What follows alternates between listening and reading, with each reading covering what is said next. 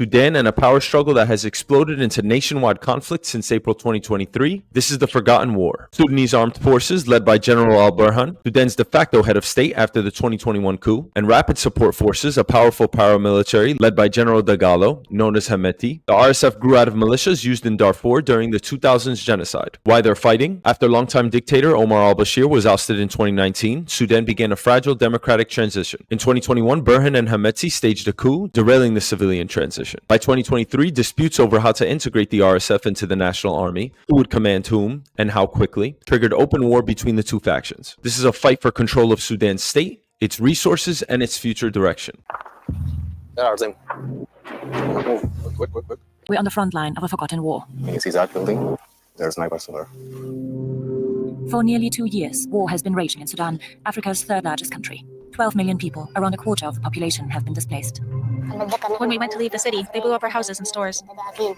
Half the population is in urgent need of food aid, and famine has been declared in parts of the country.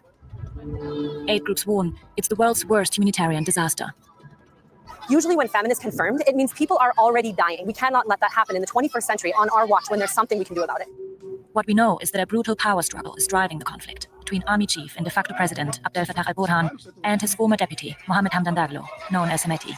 He leads the paramilitary Rapid Support Forces, or RSF. The two sides have been at war since April 2023. The United Nations and human rights groups accuse both sides of carrying out atrocities against civilians and possibly war crimes.